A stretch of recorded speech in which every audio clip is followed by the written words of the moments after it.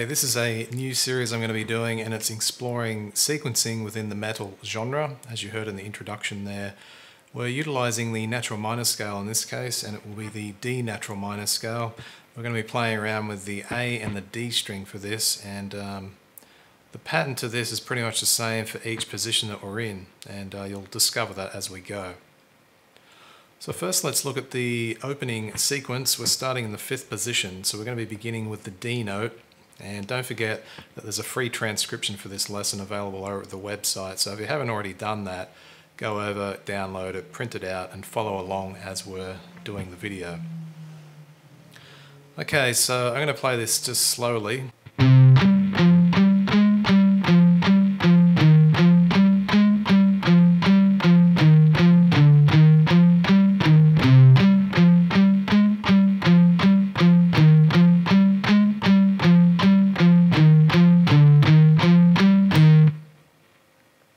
So what I've done in this case is taken 6 notes from the D Aeolian or natural minor scale.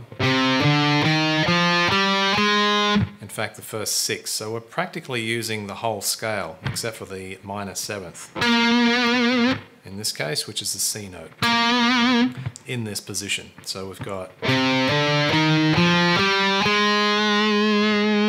minus the to complete the scale.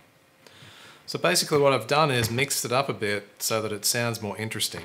So sequences are a great way of just making a scale sound a little bit better than just a scale, basically. It's a very good workout for the left and right hand. It's strict alternate picking here.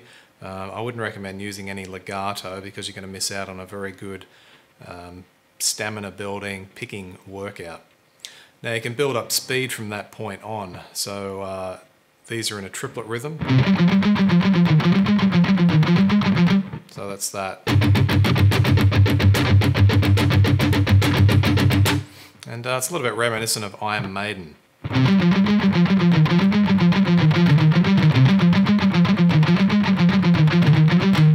So basically what I'm doing is moving these 6 notes down into the next position of the scale. So in effect, we're starting on the C note this time, but we're still playing the same scale. So we're playing the D natural minor scale, just starting on C. Okay, so let's move into the next part of the melodic sequence. We're going to go down starting on the C note this time. And if you do this a few times, you'll notice it's the same string pattern as the previous sequence. We're just using different notes. So we're starting on the C note this time. Let's look at that slowly, then I'll play it faster.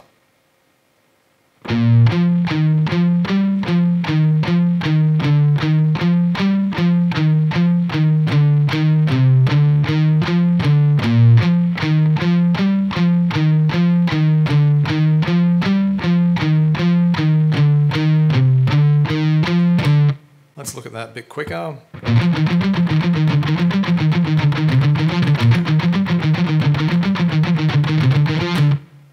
Let's look at both sequences quicker.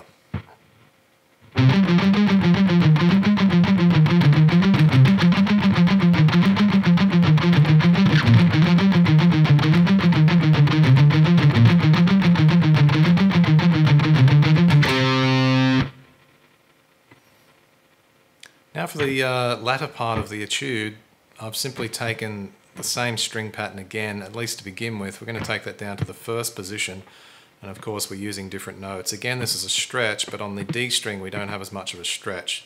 It's still a little bit tricky, just because from the B flat note into the F, you'd probably want to use your middle finger there, so those two. And that just means they've got to stretch out a bit, but they do tend to stretch out pretty well, so that should be okay. Let's have a look at that slowly.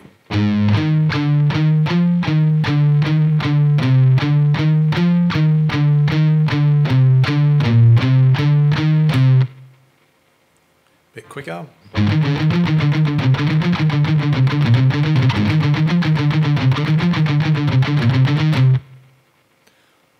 Now for the last part of it, I vary things up a bit, and I think in the introduction I sort of mucked around with it a bit as well, even with the B flat, so you'll notice some variations there, so you can check out the intro performance to study those. But for this last part, what we're going to do is we're going to stay more on the D string. So from the root note of each sequence, we're We're just basically going to go up and down sort of thing.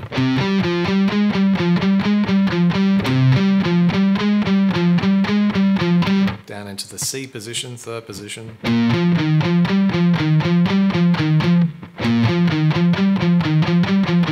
So that's a good one to do. It's probably a little bit easier, at least for the right hand.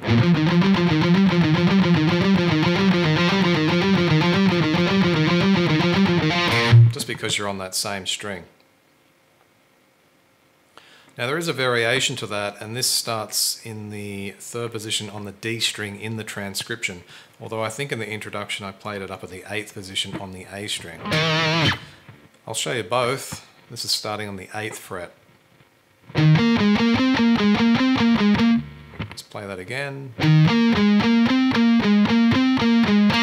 Or you can do it down the third position on the D string, starting on the D string.